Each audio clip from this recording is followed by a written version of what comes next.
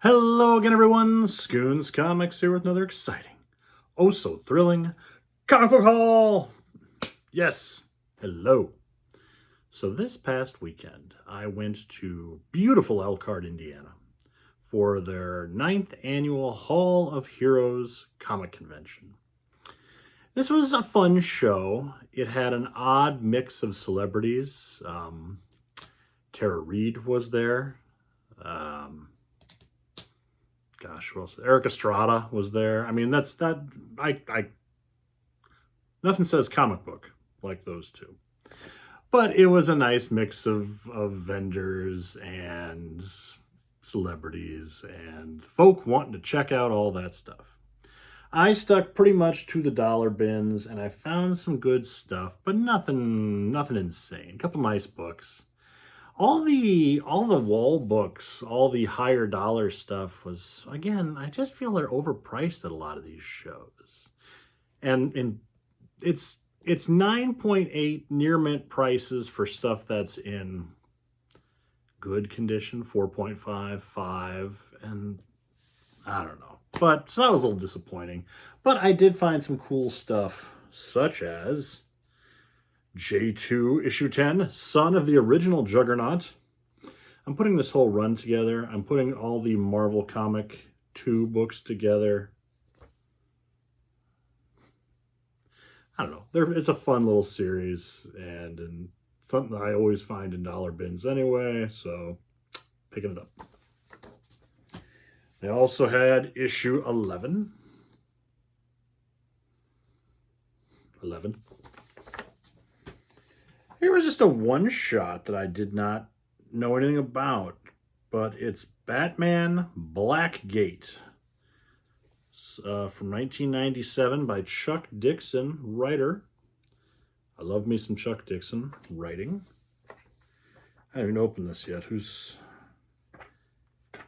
The artwork is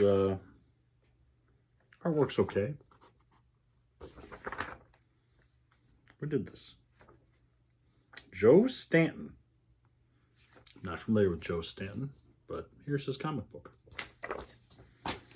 Picked up several issues of Silver Surfer, trying to work on that run. Silver Surfer number 10. And number 11. Nice newsstand copy here. I think it's a little blurry again. Sometimes my camera messes with me. Ah, well. I'm sure the dozens and dozens of you that are watching will be annoyed by the blurriness. Silver Surfer 19. This cool cover. He's fighting Firelord. Cool. And I found these in a 50-cent bin. All 7 issues of Marvel Universe by Roger Stern. Always heard good things about this series. And I'm excited to read it. So there's issue 1. I'll show the covers real quick. 1. Issue 2. Issue 3.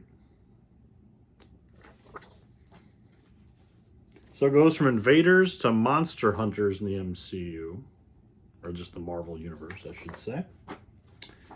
And issue 5. 6. And 7. Cool. I found an issue of Doom Patrol to continue my Grant Morrison run on that, issue 52. These were some of the real gems I found. These are all Batman comics from the 90s with art by Norm Brayfogle, who I think is just so underrated and one of the great Batman artists. And if I can find his stuff cheap, these are all $1.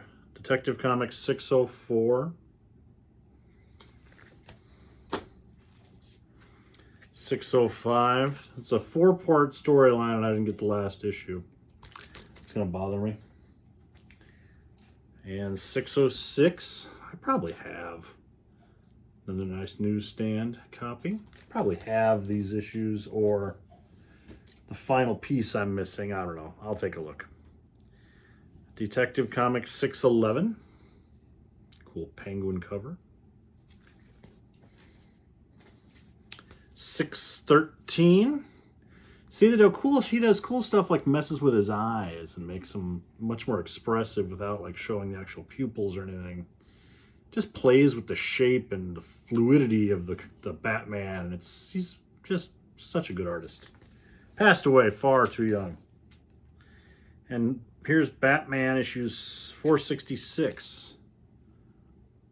Another Norm Brayfogle comic. Yeah, these are 90s Batman stuff, always makes me happy. Continuing my attempt to get all the Brian Boland covers for Wonder Woman. Here's Wonder Woman 99.